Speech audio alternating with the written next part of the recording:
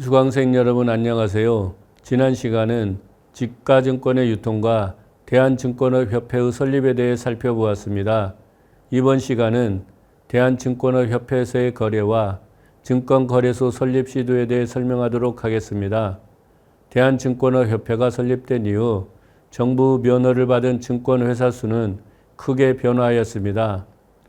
이 표는 1953년 11월에 대한증권업협회가 설립된 이후 1960년까지 대한증권업협회 회원수의 변화를 정리한 것입니다. 지난 시간에 소개했듯이 대한증권업협회가 설립될 당시에는 5개의 증권회사가 활동하여 협회 회원수는 5개 회사였습니다. 그런데 표에서 확인할 수 있듯이 그 이후 협회 회원수는 빠르게 증가하였습니다. 보다 구체적으로 말하면 1954년의 경우 상반기에 7개의 증권회사가, 하반기에는 5개의 증권회사가 회원으로 등록했지만 이 기간 동안 1개 회사가 폐업하여 총 11개의 증권회사가 추가되어 1954년 말 증권업협회 회원은 16개 회사였습니다. 뒤에서 다시 설명하겠지만 대한증권거래소 설립을 전후한 시기에 증권회사는 많이 설립되었습니다. 1955년 하반기에는 13개 증권회사가, 1956년 상반기에는 20개의 증권회사가 협회의 회원으로 등록하여 1956년 6월 말에는 51개의 증권회사가 증권업협회 회원으로 등록되었습니다. 그 이후 증권업협회 회원수는 표에서 확인할 수 있듯이 1957년 하반기와 1958년에 증권회사 폐업수가 증가하면서 추세적으로 감소하여 1960년 하반기에는 40개 회사였습니다. 이 자료는 증권 시세를 보도한 1954년 11월 4일자 동아일보 기사입니다. 신문을 통해 증권 시세가 보도된 것은 그 이전에는 확인할 수 없었는데 대체로 귀속은행조 불화 방침이 결정되면서 민간 부문에서 이들 주식이 활발하게 거래된 것을 계기로 발표되었다고 생각합니다. 이 기사에서 확인할 수 있듯이 이때 거래된 증권 종류는 신문 기사의 제일 왼쪽에 표시된 지가증권과 국채는 물론 10개 회사의 주식도 거래되었습니다. 주식 거래 종목에는 상공은행, 상업은행, 신탁은행, 저축은행, 조흥은행과 같은 은행주와 경성전기, 남선전기, 조선전업과 같은 전기회사 관련 주식, 경성방직, 조선운수 등이 포함되었습니다. 한국전쟁 이전에 대한증권 주식회사 시기의 거래 종목과 비교해 볼 때 경성방직을 제외한 나머지 주식은 전부 새롭게 거래되는 주식이라는 점, 또한 경성방직을 제외한 이들 주식 전부는 귀속재산이라는 점에서 귀속재산 불화 방침과 함께 주식 거래가 활성화되었다고 할 수 있습니다.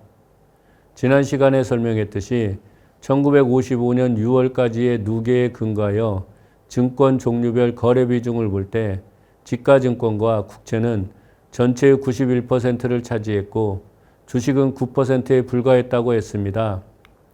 그러나 귀속은행주를 포함한 귀속재산 불화가 본격적으로 이루어지는 1954년 하반기 이후로 한정하여 증권 종류별 거래 비중을 계산할 때는 주식의 비중이 누계에 근거하여 계산한 것보다 훨씬 높았을 것이라고 추측할 수 있습니다. 그러면 대한증권업협회 시기에는 증권이 어떻게 거래되었을까요?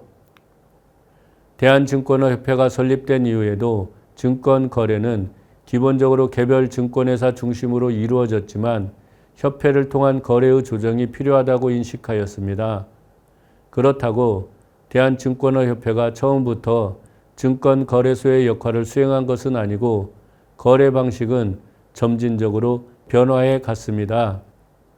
우선 1954년 8월에 각 회원사는 매일 오전에 협회에 모여 당일 매매할 증권 시세를 협정하고 필요한 경우 회원사 간 증권거래를 시작하였습니다. 앞서 언급한 것처럼 1954년 말에는 귀속은행주를 비롯한 주식거래가 활발하게 이루어지던 시기로 협회를 통한 거래 규모도 확대되던 시기였습니다. 이에 협회는 협회를 통해 회원사 간에 이루어지는 증권 매매에 적용될 수 있는 규칙을 제정할 필요성을 인식하기 시작하였습니다.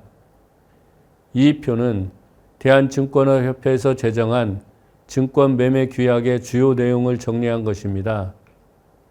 1955년 1월 15일에 채택된 이 규약은 협회에서 이루어지는 증권 매매를 관리하기 위해 최초로 제정된 매매 규칙으로 같은 해 3월에 재무부 장관의 승인을 얻어 공식 효력이 발생한 것입니다. 이 매매 규약을 통해 크게 세 가지 사실을 알 수 있습니다. 하나는 협회에서의 증권 매매는 현물 거래만 이루어졌다는 것입니다.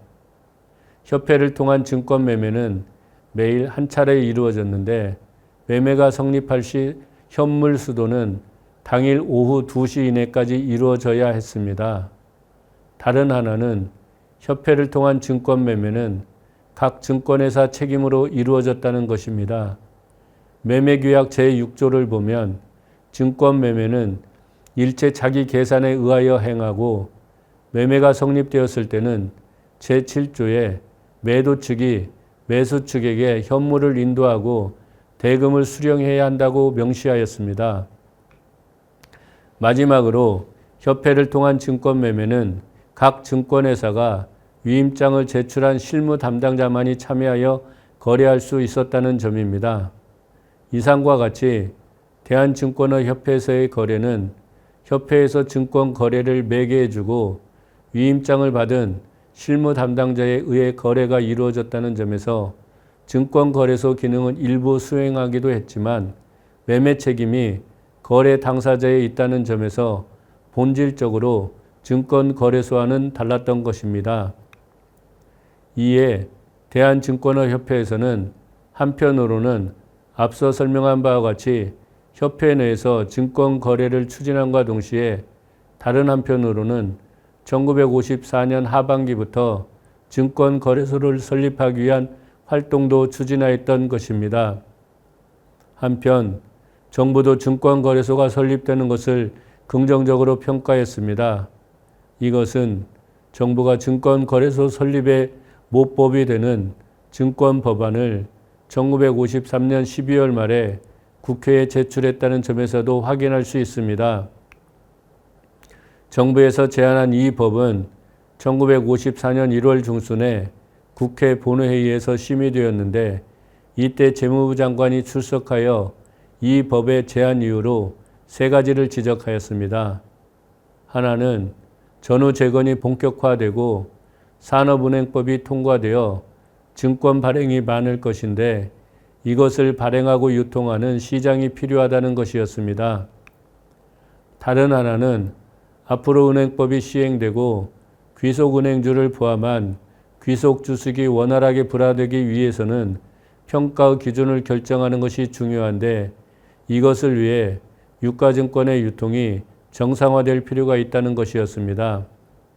마지막으로 지적한 것은 경제 재건을 위해 필요한 대규모 기업을 설립하고 운영하기 위해서는 영세한 자금을 모아 대자본을 만들 수 있는 증권거래소가 필요하다고 생각하였습니다. 그러나 이때 제출한 법안은 국회 심의를 통과하지 못하고 폐기되었습니다.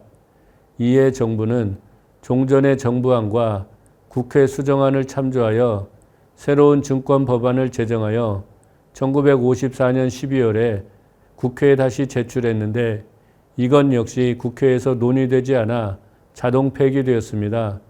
이상과 같이 대한증권업협회 설립 이후 증권회사는 크게 증가하였고 증권 거래는 활기를 띠었습니다. 이에 정부에서는 증권거래소 설립의 근거법이 되는 증권 법안을 제출했지만 국회에서 심의되지 않아 보류되었던 것입니다. 이번 시간은 대한증권업협회에서의 거래와 증권거래소 설립 시도에 대해 설명하였습니다. 다음 시간은 대한증권거래소 설립과 증권시장 동향에 대해 살펴보도록 하겠습니다.